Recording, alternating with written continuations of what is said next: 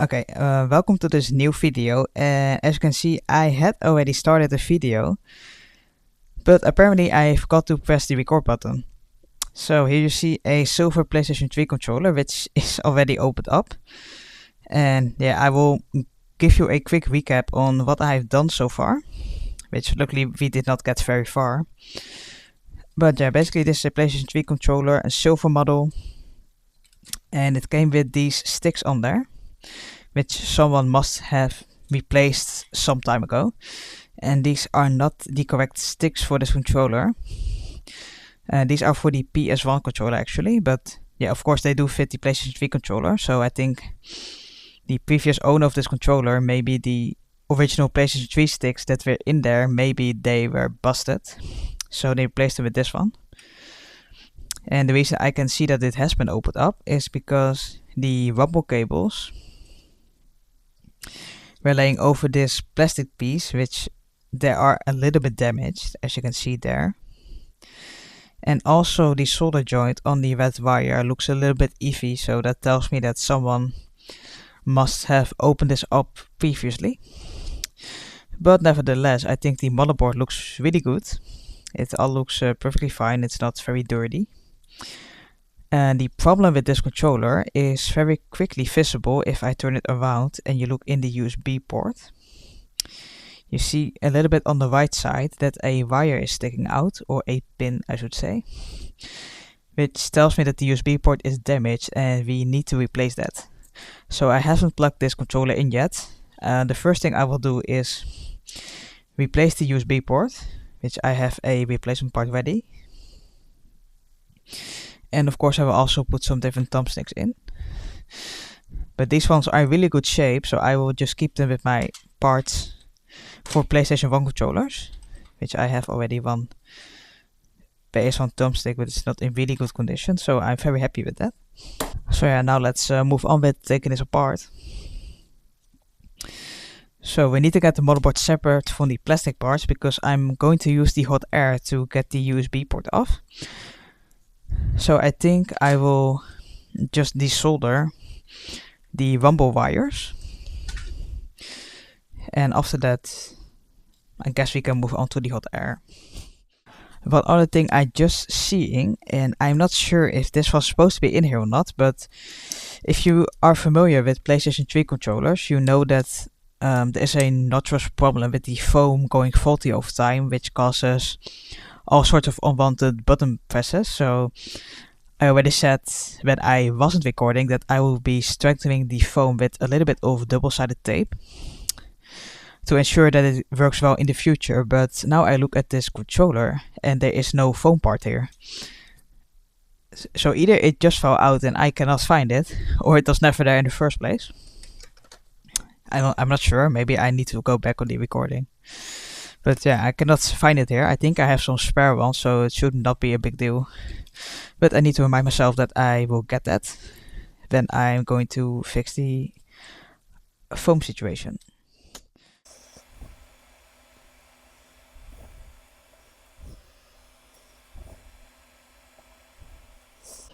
So that's the rumbles removed. I'm not going to use the soldering iron to get some leaded solder on the board. I don't think it's needed because the board is not that big, so it doesn't really have multiple layers, nor is it a very big board, so I think I should be fine with just the hot air station and some flux.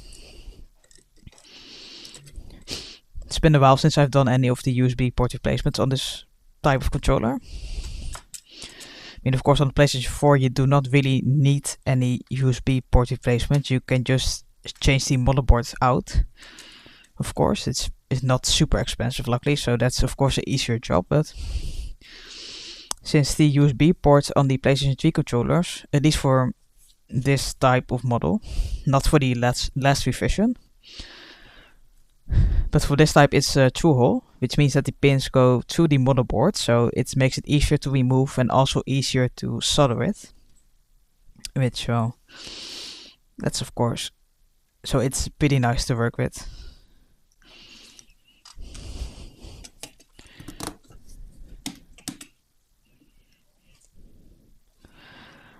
So I think I'm going to put you on the microscope, so I will turn off the recording. So what I will do is I will use the hot air station, and I think I will go with a temperature of 375 Celsius and airflow speed 4 out of 10. I think that will work.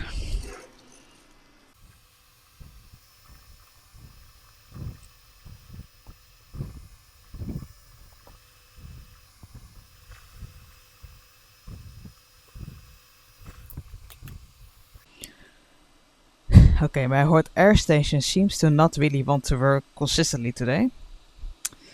Which, with that I mean that the fan doesn't really seem to spin consistently, so I don't really like that.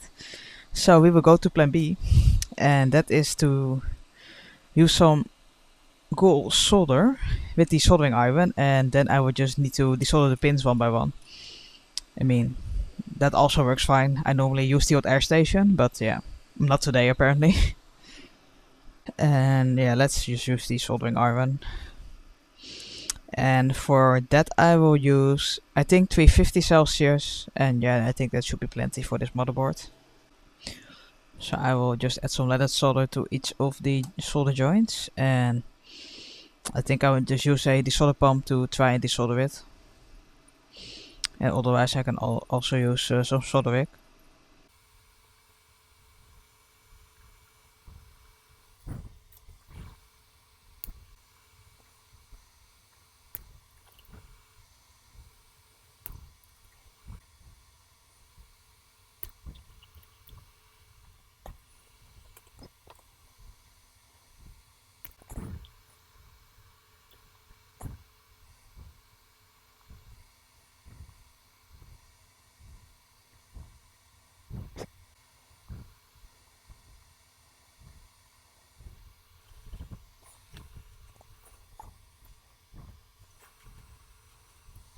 I've been on this for I think almost 15 minutes, and this thing does not want to come out. So I will go back to the hot air station. We'll try to get some temperature in the board, and I hope that helps to let it fall out, because this is not really working as I hoped it would go. It does seem to sound a bit more healthy, so that's good news at least. I hope now I can just wiggle it out a bit.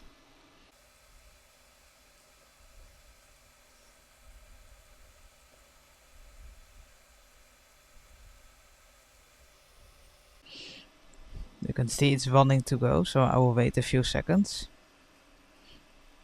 Temperature is at 370 Celsius and airflow speed 4 out of 10, by the way. Yeah, it's starting to go. Yeah, there we go. It's a lot simpler with the hot air station, that's for sure. I think it's pretty clean. I will just check the other side of the motherboard.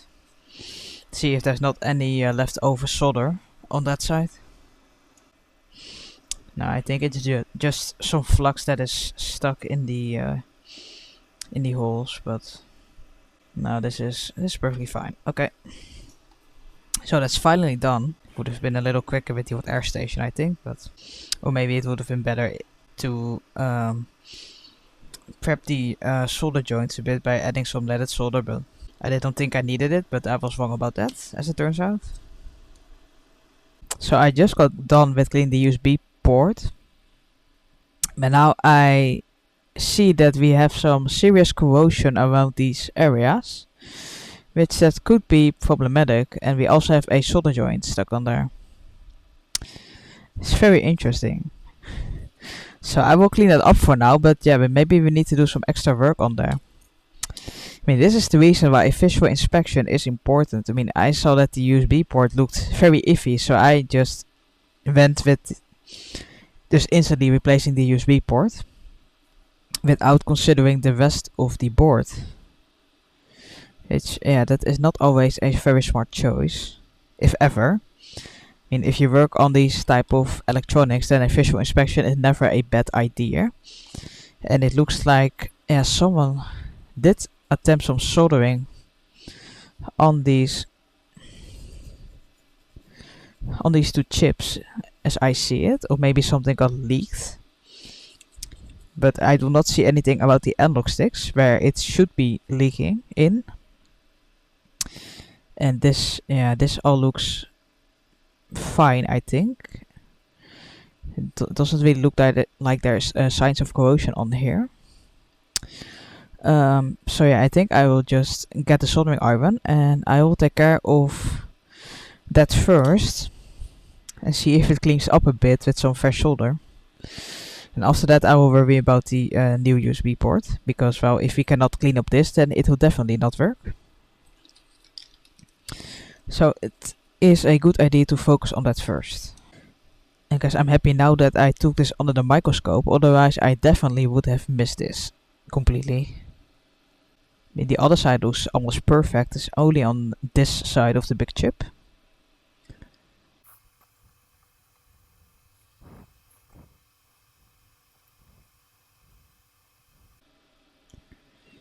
It seems to be cleaning up okay, I think. I need to have the soldering iron at a pretty strange angle because there's this thing in the way, so I need to solder from the other side. So it's a little bit tricky, but we will get there.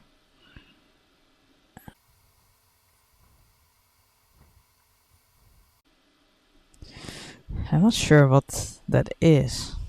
It looks very burnt. Yeah. I need to try the other side to reach this leg.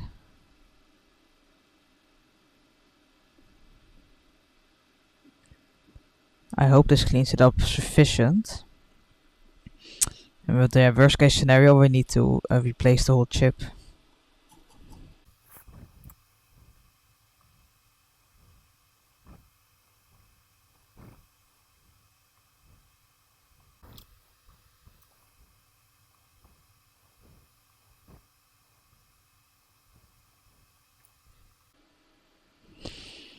I think that is better. I will get the multimeter out there quickly and I will see if there is continuity between those two chips, because yeah, I just want to make sure that they're not connected together.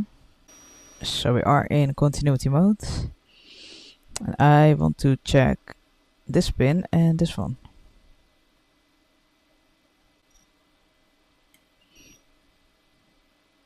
Now there's nothing between those two pins, so that's good.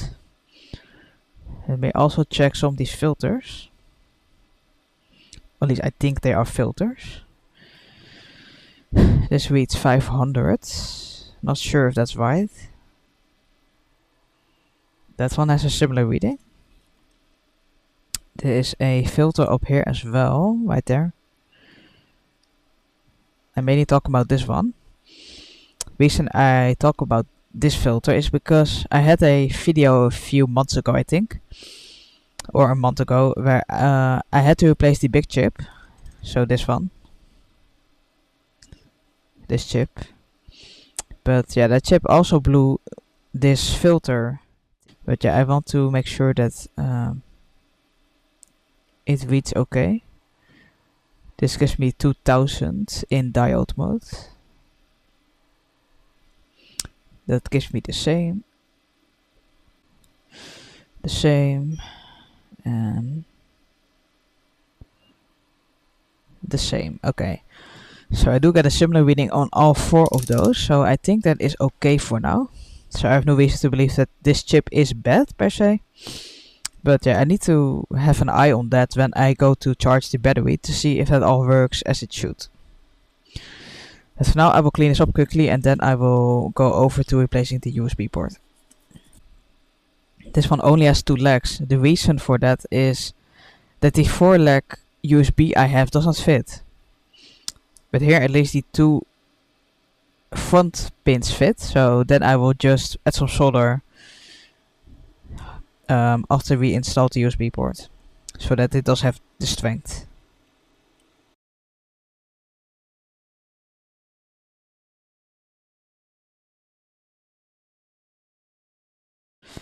And yeah, we will just resolder this with the soldering iron.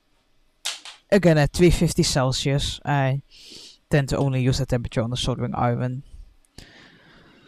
because it works for me. I don't really work on consoles, not yet at least. I want to work on that more in the future, but yeah, I mean 350 is perfectly fine for this type of motherboard. So I will first just do the front legs. I will add some solder in here because I want to put some solder in from the top.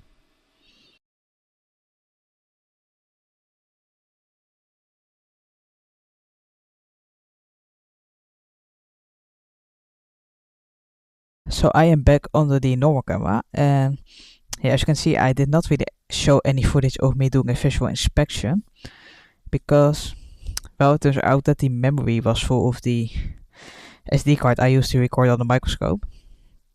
But luckily I didn't really find anything special, so I did not really miss anything. There's only a little bit of corrosion on the Bluetooth module, but that cleaned up pretty well, so. And while I was at it, I also cleaned off the residue of the USB port and of the rumble motor, so. Yeah, where we're at now is that I need to partially reassemble the controller because I cannot just connect the USB port because I need to push in the PlayStation button for it to recognize. So I need to reassemble these two pieces, and of course I need a foam piece for that. So here you can see I already got a foam piece. This was already prepared or prepped by me with some double-sided tape. So that's pretty nice. So I will just reinstall this. But I will just reinstall this in here. It goes really quickly like that. Then I put this over here. I think I will give the pins a quick clean, just to ensure that no issues from that are going to happen. Don't push too hard, by the way, with the IPA, because this is very lightly abrasive, and if you are going to push really hard, then you will erase the pins on here. Don't ask me how I know that. You just need to be careful scrubbing, and then it will clean up perfectly fine. There's no need to use an excessive amount of force. Okay. So now it is partially reassembled. And I will need this to push the home button so it gets recognized, and yeah, I will go to my PC now, test it, and I will let you know what I have found. Okay, I'm back to recording. I think I forgot to press the record button again. But yeah, short recap, the controller motherboard unfortunately didn't show up even with pressing the PlayStation button multiple times. And yeah, so what could be the reason for that? Well, I'm not sure, except that based on visual inspection, it's pretty obvious that these two chips have some corrosion on them. So that makes me think that the next thing we can do is to give this a simple reflow, and hopefully that is enough to establish a good connection without corrosion interfering in that. And I think I will keep the temperature on the hot air gun the same as I had it before.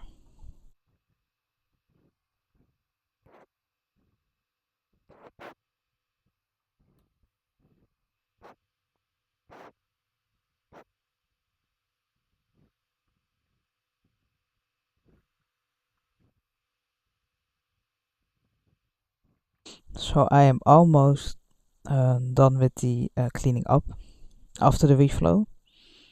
So I think it looks a little bit more cleaned up than it did before. I can show that a bit.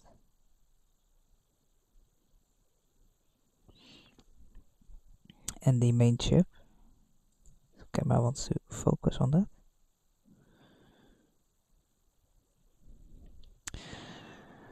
So it does look a little bit better. So yeah, I will get it to the PC again, test it, and see if it made a difference. So I tested it again on the computer, and again I did not get anything at all. And I think unfortunately for now I will need to call it on this board. I did do the IPA trick when it was plugged into the computer to see if anything got hot. In the past with these chips I did see that they were getting hot. So that was for me an indication to replace it. Here I don't really see anything happening, but I do suspect it's either this chip or this chip that may be faulty, but I don't have a reliable replacement for that, unfortunately. Either I already stole the chip off the board or the chip itself was faulty. So yeah, that is very unfortunate. I might look at this again in the future, I'm not sure.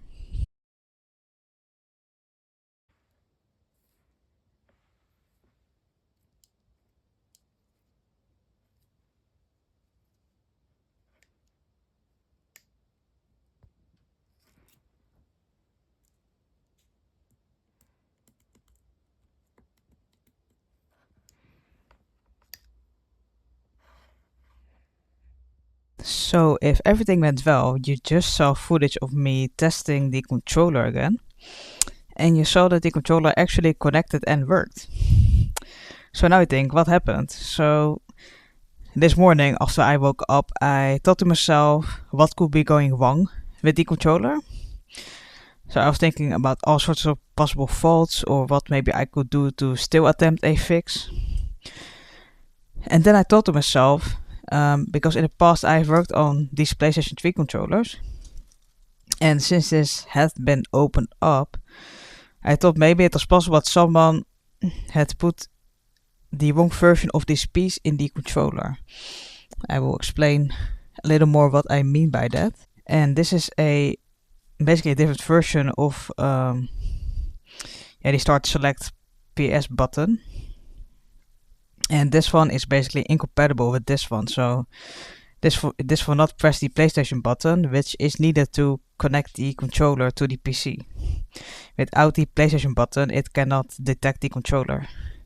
So I thought, well, maybe this version is in the controller in combination with this membrane, which is not going to work. So I opened the controller again, and yeah, this version was in there, which is the correct version, so that was not the problem. And then I thought to myself that maybe the membrane itself could be faulty. It's not very visible now, but there were some black spots around some of the pins on here, which maybe the IPA did not clean enough. So I had some replacement parts right here. So I put one of these on the controller and then I put it into the gamepad tester and then it worked again. So then I thought, well, that's great. And then I thought maybe I can fix the original membrane. So I took this under the microscope and I checked for any possible breakage in the circuit or if anything was damaged, but I did not find anything. It's a pretty clean membrane. And then I went over the pins and then I thought, well, maybe they are such dirty that it doesn't make a good connection. So what I did then, I have a fiberglass pen here and I put a little bit of IPA over the pins and then I basically went across the pins until they were a little bit shiny. I did not put too much force on it because you risk completely erasing the traces or the pins. So just very carefully I went over them and now they look nice and shiny again. Then I reconnected it to the computer, which you just saw, and then it got recognized again. And I did not really see any specific problems on the gamepad tester. Of course, you saw some of the buttons being pressed in, but that's because this sometimes disconnects a little bit because it's not in the shell yet. So yeah, that causes that. But if I press it down firmly, then I did not see anything weird happening. So I think the membrane itself is perfectly fine. I just need to reassemble the controller and I think then we can test it for real. And yeah, maybe this still ends in a fix after all, which is really good news. So yeah, I will reassemble it off camera and then you should see a final test on the gamepad tester.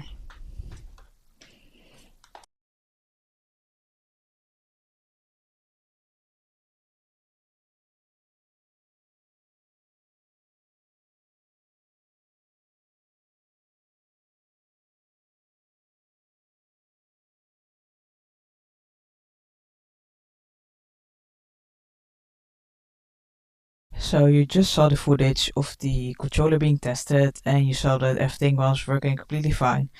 Of course, I will test it more in depth on the PlayStation 3 later, but I think we can call it fixed for now with all the buttons working and the analog sticks not showing any type of drift. The only thing I will watch out for is that the battery does get recharged properly, considering that the charging IC, the big chip, well, had some corrosion around it, so I want to make sure that is fully working before I think about selling this controller.